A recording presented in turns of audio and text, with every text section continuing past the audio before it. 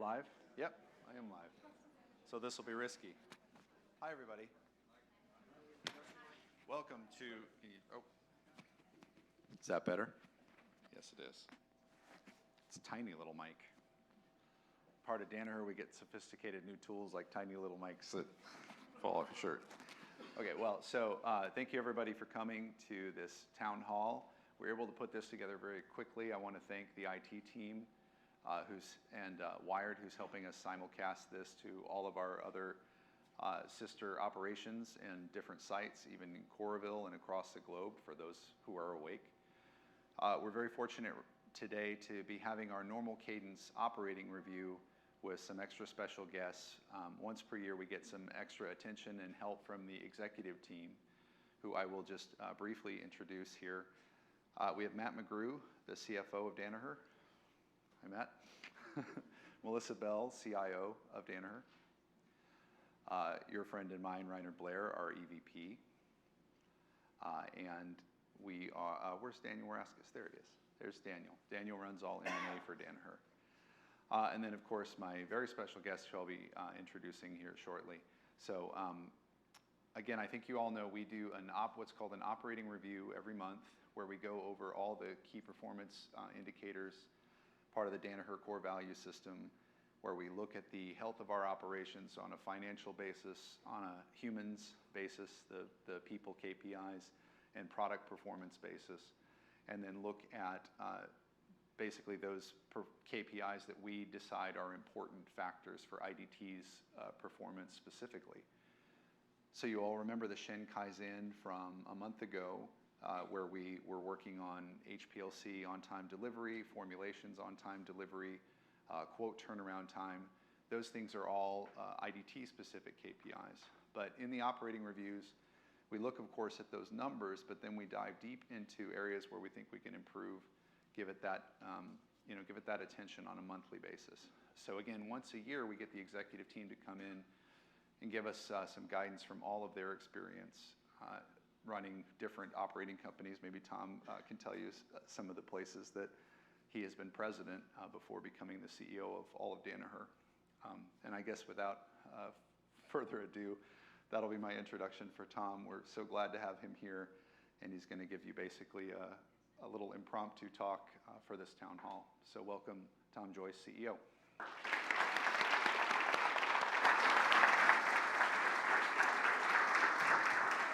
Thank you. Thanks, Trey, and thanks to the entire IDT team for such a warm welcome. It is great to be back here.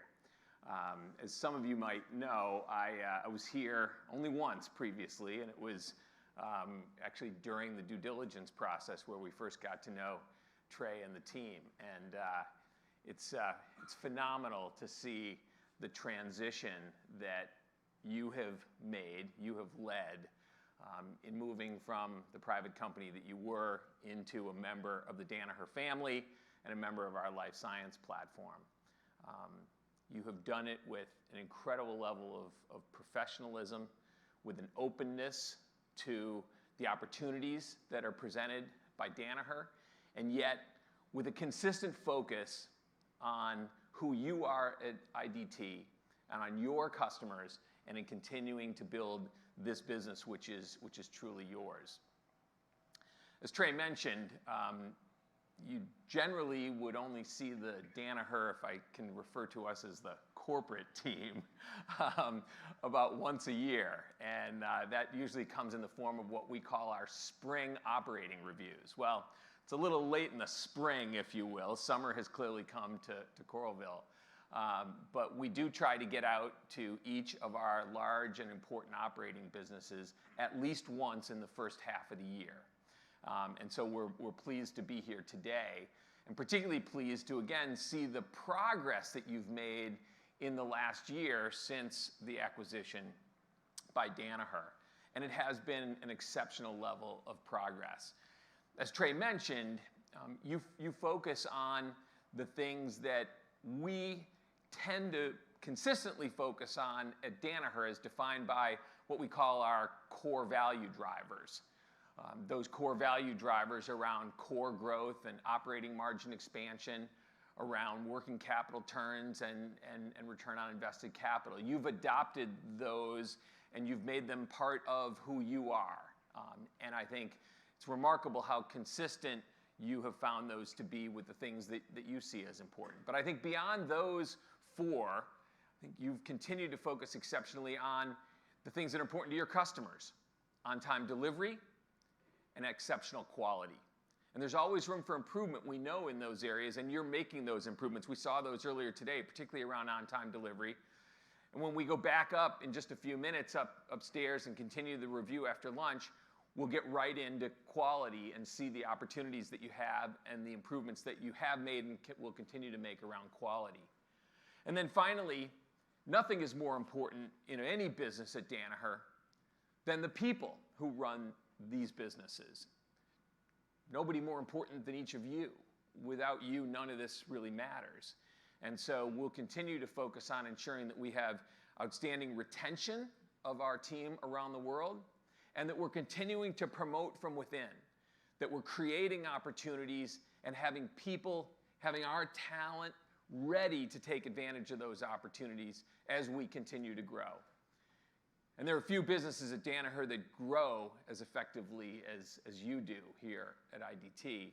And so we know those opportunities for continuing to drive what we call our internal fill rate, continuing to promote from within, will be terrific opportunities over time. And so those are the types of things that we tend to focus on in an operating review like today.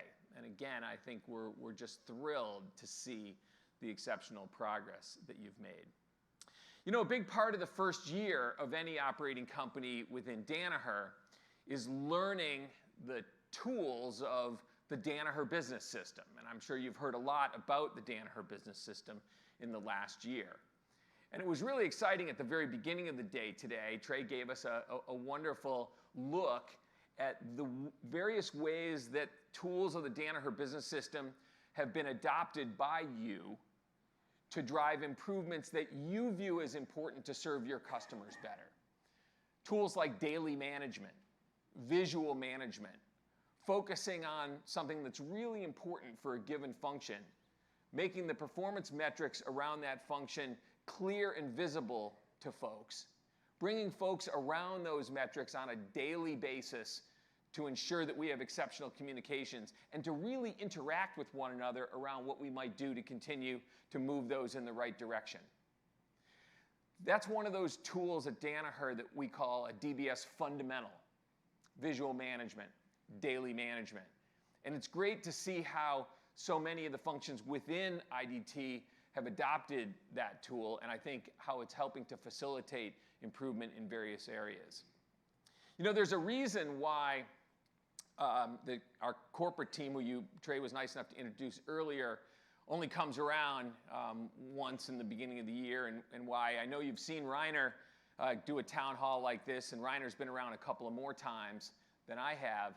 But it's really because this is your business to run.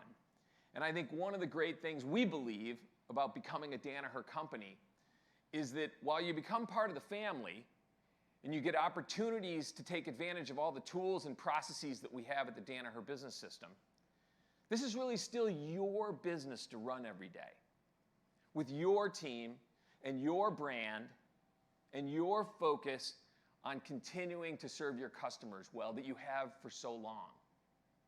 And I think one of the other things that we've seen that's wonderfully synergistic between IDT and Danaher that's helped to facilitate that ability for you to maintain your identity consistently and focus on what you've always done well and be so consistent with Danaher is really around what we call the 5 core values at Danaher, which all start with the best team wins, this team, and continuing to focus on how we attract and develop and retain the best talent. And that is not only a core value, but it's one of the top priorities at Danaher today. And you embrace that every day. And the second of our core values, which is customers talk, we listen.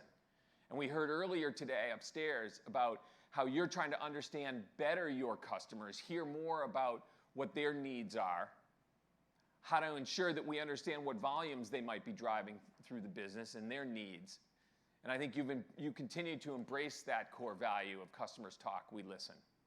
And then the third of the core values, which is continuous improvement, or Kaizen, being our way of life. And it was really exciting to see the Shin Kaizen that you had, which was an enormous effort and had great benefits. But more than the Shin Kaizen that I think you all came together to see the results of, is the individual Kaizens that many of you have helped to facilitate. And it's the combination of those Kaizen efforts over the course of the last year and for the years to come that will continue to drive the improvements in the business. And then the fourth of the core values, which is innovation defines our future.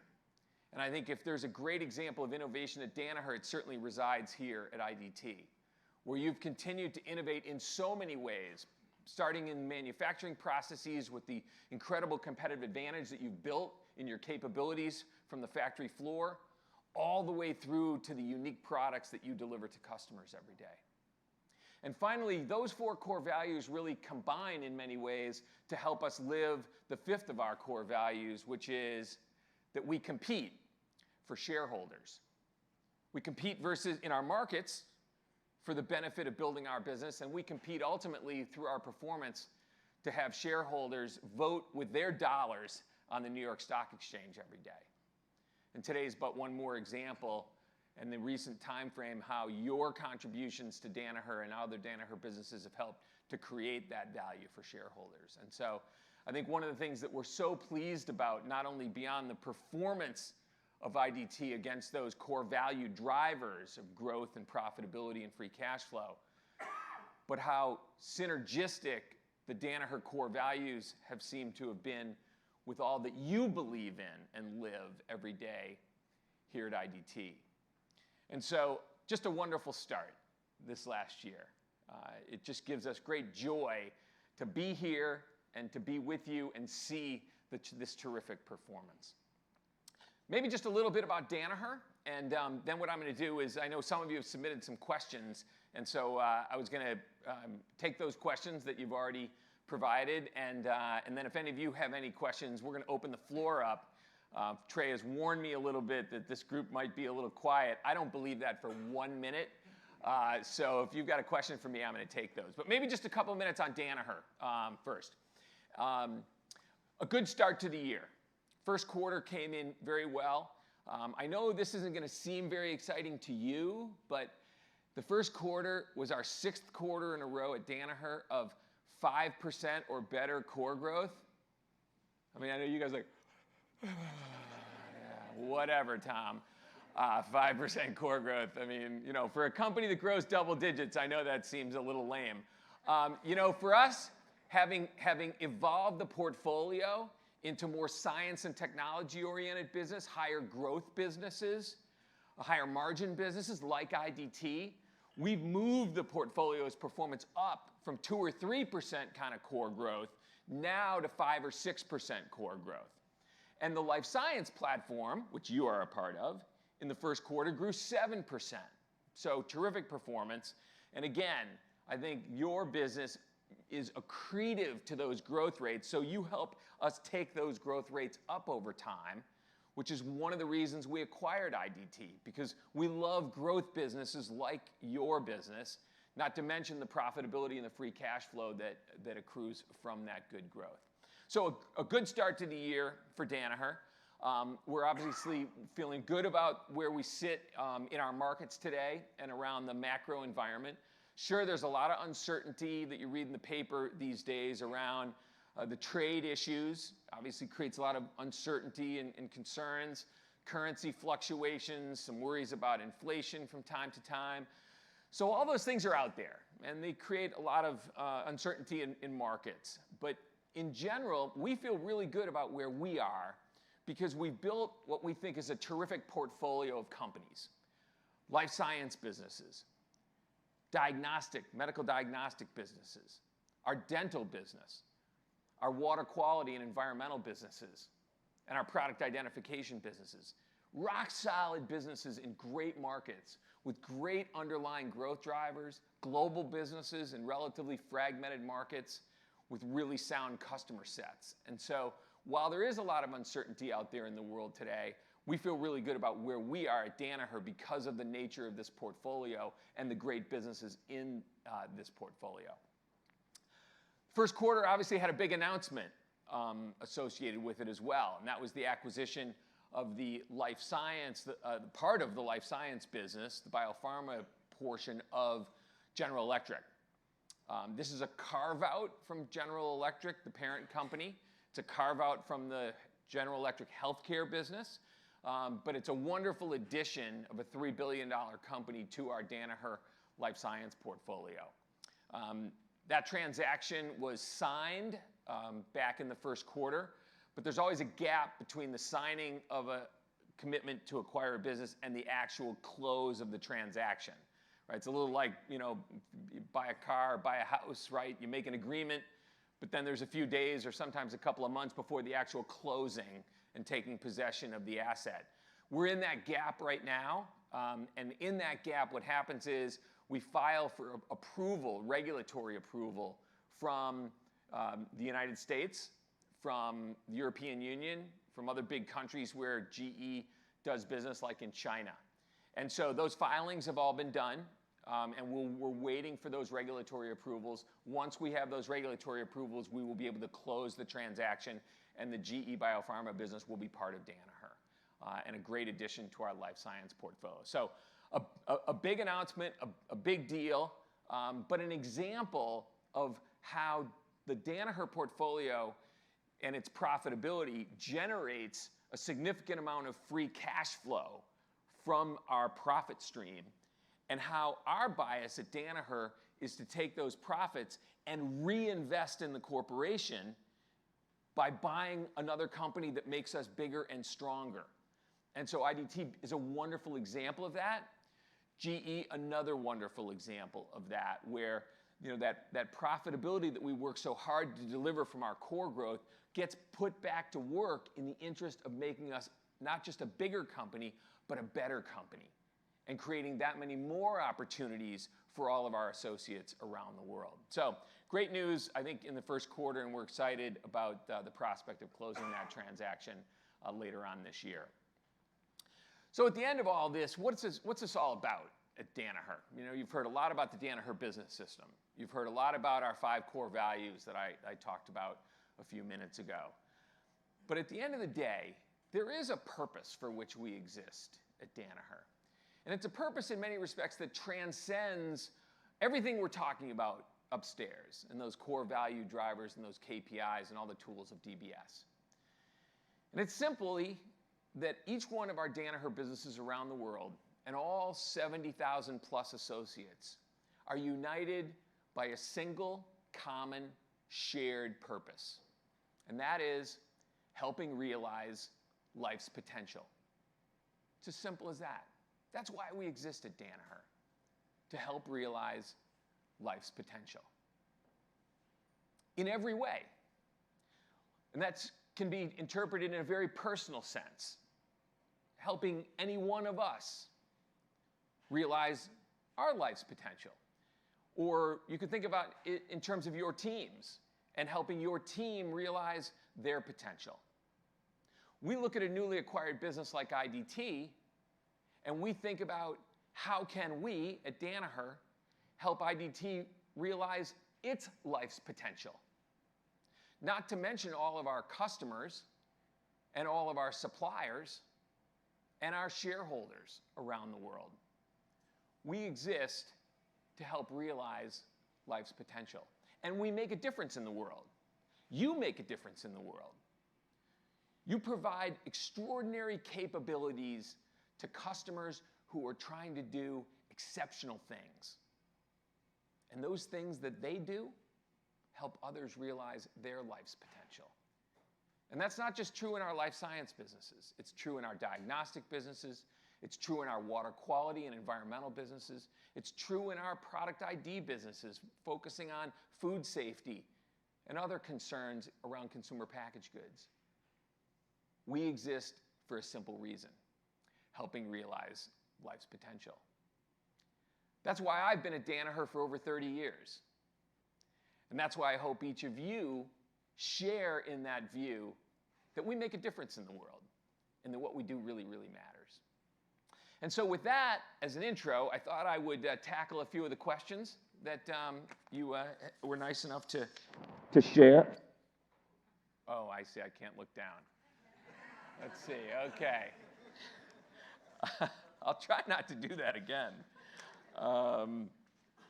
So let's see. Let's start with, first question was, what is the financial relationship between Danaher and IDT? Does IDT split our revenue with Danaher or pick up any of IDT's expenses? So it works like this. IDT exists today in the exact same financial form that it existed when it was a private company. Right? Sales or revenue, costs of those, producing those, yields a gross margin, and then you have costs of R&D and sales and marketing, and at the end of all that cost, you have profit. Exactly the same as it was prior to the acquisition, with roughly 2 exceptions. You don't have to have a tax department or pay a tax attorney to do your taxes, to pay corporate taxes. And you don't have to worry about banking relationships. You don't have to have a bank. What happens is that operating profit gets swept, essentially, into Danaher's operating profit, just like every other Danaher operating company. And we handle all the tax work, and we handle all the banking relationships. So what that then equals is cash available at Danaher, and we provide that cash back to you in the businesses to do capital, to do expansion, or to do acquisitions. So for example, the expansion that we're doing in North Carolina, the cash to do that is provided by Danaher back to you. So you don't have to worry about not having enough cash to do expansion because we provide that at Danaher. You don't have to worry about having enough cash to do an acquisition because we provide that at Danaher. But otherwise, everything that you do at IDT financially is exactly the same, again, except you don't have to have tax people and you don't have to have bankers. So that's kind of as simple as I could make it. Hopefully that makes sense to the folks who asked this question. It's a wonderful question. Next question was, will there be any new associate engagement initiatives for IDT or Danaher? Well, there's a lot going on in terms of associate engagement. There have always been a number of things that have gone on at IDT in terms of engagement. And we love to see you continue to do those things. But we also like the kind of brainstorming and tri-storming that goes on between your teams and other teams at Danaher to see if there are other good ideas that come out from other businesses in terms of driving associate engagement. And so we've talked about a few of those today. We'll probably talk about some more later. But I think the more of those that you continue to drive here from your own perspectives, and the more you learn from other Danaher businesses, I think the better. Is there a program for Danaher associates to receive training in leadership and related best practices? If so, where can associates find these resources? And if not, is there a plan to develop one? There actually is an enormous number of leadership development related resources that we have available at Danaher. And there are ways to access those. Your HR department has access to those and can provide you with the ability to see those, both in terms of the inventory of those via Danaher Connect, as well as how do we access those and how to provide any of that training to each one of your teams as you see fit. So there's an enormous amount of those. They've been developed over the last roughly decade, and it's incredibly comprehensive. So more to come on that topic. And then also related to this is, does Danaher offer internship opportunities? We do, but the vast majority of those internship opportunities exist actually in the operating companies. So we leave it to the operating companies to decide how might you create internship opportunities and in what function. And would those be for undergrads? Would they be for graduate students? And that's a wonderful way to cultivate potential talent who might be interested in working full-time post-graduation. So we encourage our operating businesses to create those opportunities. We facilitate some of those at the Danaher level as well. And as we look at groups of people who are potential interns, we then help place those interns in operating companies if the geography can be matched up and the opportunity. So it's a wonderful way to develop talent over time. Are there any new plans for IDT's expansion and growth? Well, boy, there sure are. There's work going on. There's work going on right here in Iowa for sure in terms of expansion. But I think there's obviously a ton of work going on associated with the expansion in North Carolina as well. But beyond just the physical capacity and capabilities that you have, it's also expansion outside of the U.S. and outside of Europe. And I think, as hopefully you know, it's a big world out there, and we have a lot of opportunities to access customers outside of those core markets that we have today. How important is IDT to Danaher? I'll just say very. Is that good enough? Or like crazy important? Why is that? Well, I'm not just saying that because you guys are all here. It's because you are an amazing business with an incredible track record of innovation that we can learn from at Danaher. Because you're an amazing growth business, and obviously, as I talked about earlier, about continuing to build a portfolio at Danaher that's a higher growth portfolio, you represent a business that continues to show us the way to what a great growth company can look like. Not to mention, you're also a wonderfully profitable company at the same time. And so you're important. You contribute significantly to the performance of Danaher, and you help teach us things. It's not a one-way street where you're learning from Danaher. There are always things that we learn from businesses that are newly acquired by Danaher. And so we learn things from you. We'll learn things today upstairs that will help us teach other companies the things that you do well. So you are important to Danaher, and we think about you a lot. We talk about you to investors virtually every quarter. They want to know how you're doing. And they want to know that you are a happy and important part of Danaher, and that we help reinforce that to them. From your perspective, I guess that's mine, how does IDT need to evolve in the next 5 years to continue to drive growth and market share? Well, I think one of the big opportunities is what I just mentioned a minute ago about expanding our global footprint, if you will. Ensuring that we are continuing to expand our commercial operations to serve the needs of customers in markets that are far beyond what we serve today. Certainly, we're a significant business here in the U.S. and in North America.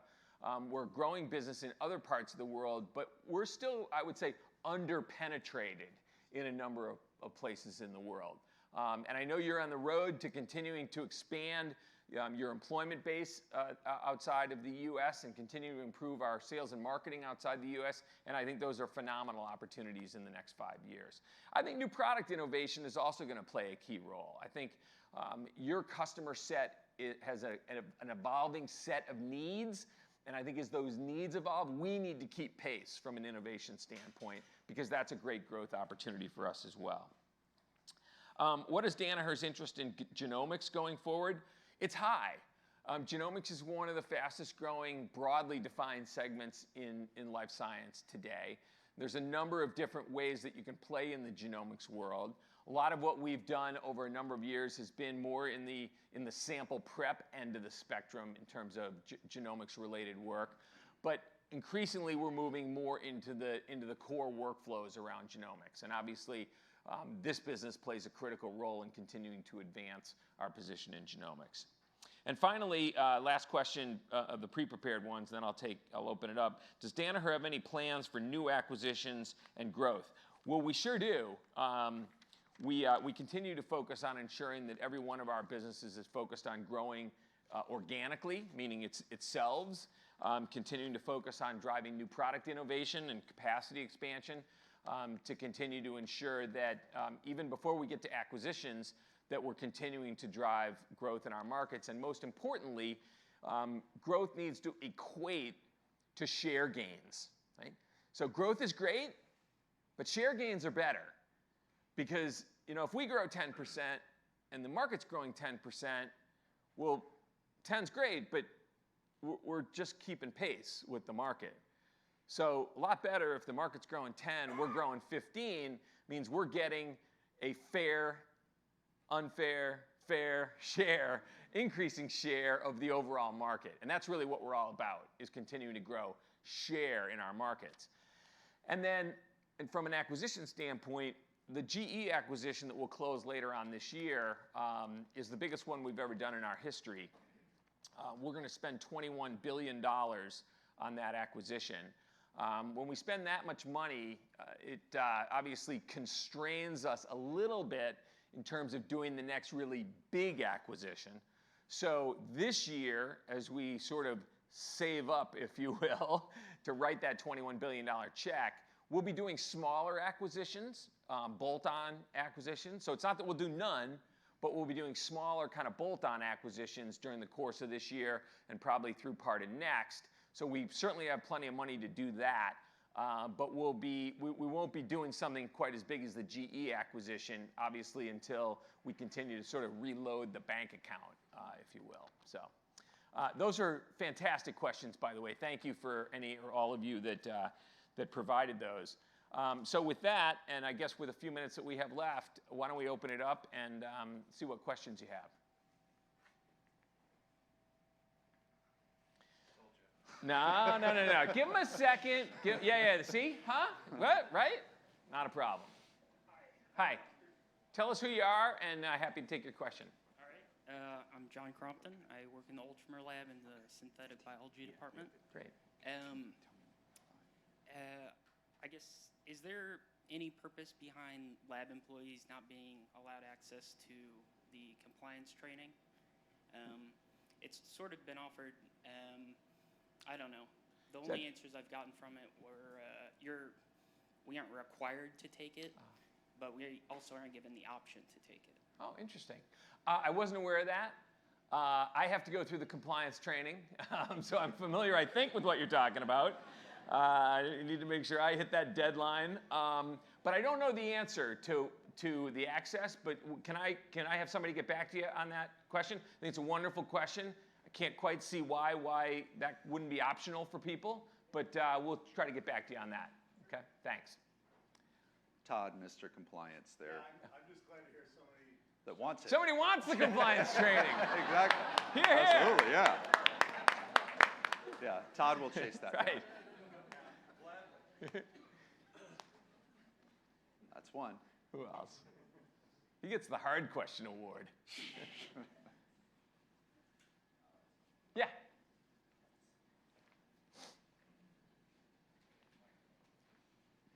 So with the GE Healthcare acquisition, are those assets going to be transferred into existing opcos, or is that going to create a wholly new entity? And if so, is that multiple entities or one single entity? Yeah. Thanks for the question.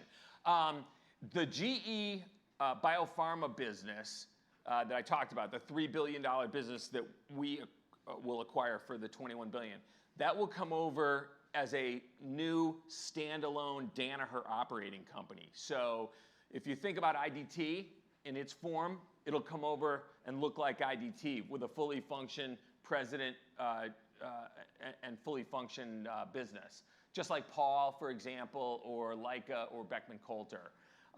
So we don't intend to break it up and tuck it in to places. It'll come over completely. But I would take advantage of that question to also explain that point about what I call a carve out.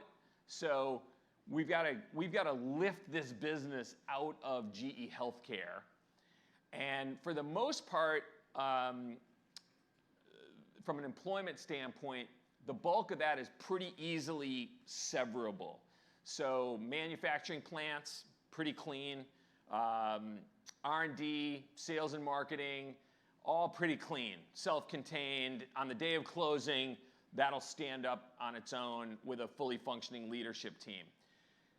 The carve-out point is that a number of general and administrative functions are delivered by GE Healthcare or by GE Corporate to this business as it exists today.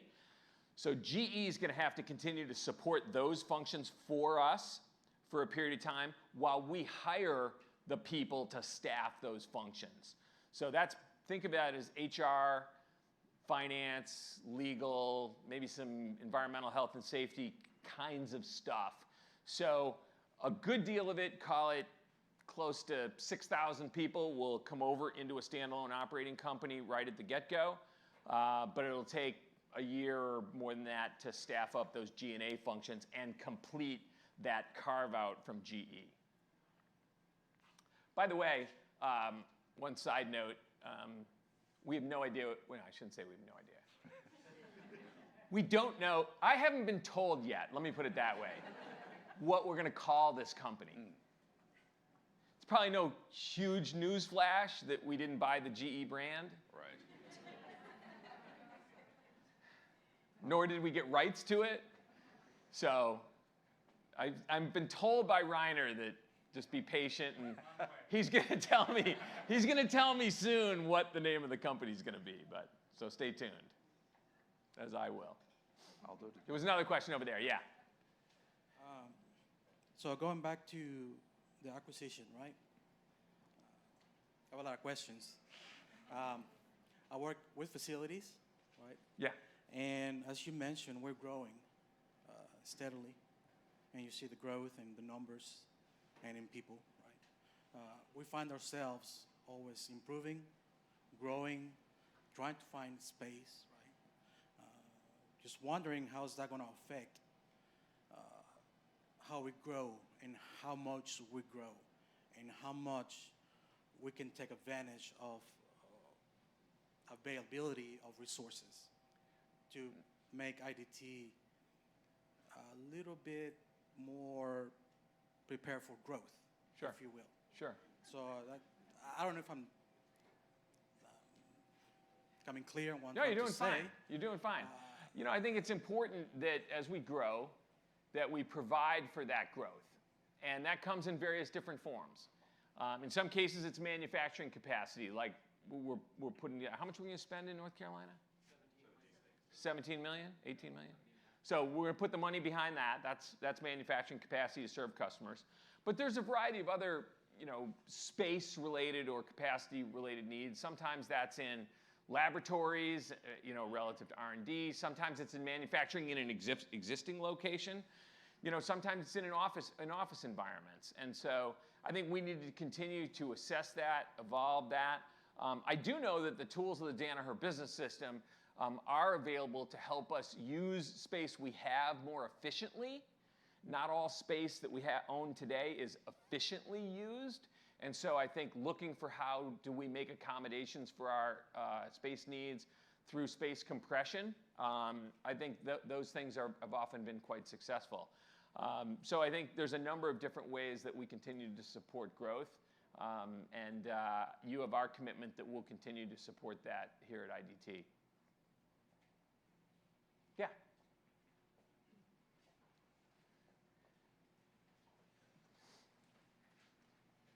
Hi, I'm Beth Blanco. I'm a design quality engineer here. And my question is, can you recommend best practices for benchmarking among Danaher opcos? Sure.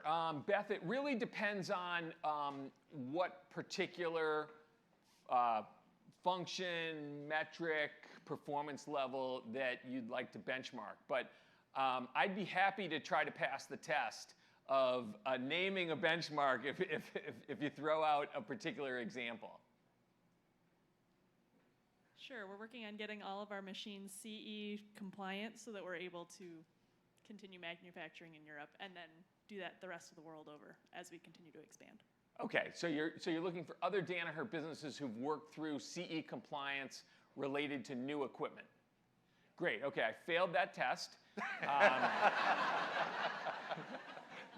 But I do promise we will have somebody get back to you to bail me out on that one. Reiner tells me I used to be president of a business that got through that, but he also knows my memory has faded terribly after 30 years. So, and there's been so many businesses I've been the president of that I would fail the test of which one he's talking about. Actually, he tells me it's SciX is the case. So AB SciX, or I guess it used to be AB SciX. We will, but it's a great question. But let me take Beth's question and broaden it out, because one of the benefits that we very much hope you will take advantage of, and we know you will, of being part of Danaher, is the ability to benchmark almost anything. Right. That might be things related to associate engagement. It might be things related to manufacturing productivity. It might be things related to space compression or space efficiency. Why I was only half kidding that I'd be willing to try to pass the test of naming a benchmark, it's because the doors of Danaher companies are wide open to your questions about, can you help us understand how you did fill in the blank? I've actually used the term, one of the things I was very excited about for us and our kind of insular world having evolved the way we did, that having all the different opcos to benchmark against, I called it having a bunch of really good free consultants who actually care. Right? Yeah, no, that's right. Yeah. That's right. It is free. It is free. And and they'll also, I hope you recognize that, if the best answer from somebody who you were looking for a benchmark from was, hey, if you want to come see it or you want to come visit, the door's open. So you're welcome to visit other Danaher businesses and see things live at the same time. All right. Looks like we might have exhausted the supply, but our timing is just about perfect. Okay. There were two, so those questions you all, I think came from my last newsletter where we said, hey, we're going to do this event. And anybody who has a question, pass literally right into Tom's hands. Two things I wanted to comment on. One, the growth capital availability. As you heard Tom say, better than advertised is the way I would say it. Right very early into the game, we said, hey, Danaher, I know you just spent over $2 billion on us, but we really could use a couple million to build some 768s. And Tom was on vacation and still approved it in like 30 hours. And then, of course, the really big one that we struggled so much with, frankly, under the previous regime with the board and private equity, to North Carolina or not. And I had the pleasure of having dinner with Mitch Rales at the DLC, and he said that was a no-brainer. That was easy for us to do. And it was kind of a thank God moment, because we're finally away from this lack of decision-making and capability that we've suffered from in the past. And I guess I would like to say that Roman and I and Pat presented to 24 companies. I don't know how many people know that, which is an absurd number. And we knew from the very beginning that Danaher was going to be the right home. And Reiner said to me very early on in the process, you'll find that we do what we say. And I thought that was just sort of I hope so, right? But now that resonates with me, obviously, how meaningful that was, because we're over a year in, and not only has Danaher done what they said, but they've done more, honestly. And the reality of us charting our own destiny with an exceptional level of experience and help is better than I had imagined it was. And I think the future is very bright. I also think that probably the best job in the world is introducing Tom and then sitting down. Talk about a no-brainer. That's why I only come once a year. Yeah, I was gonna say, like, wow, I could do this for a living easily. This is going great.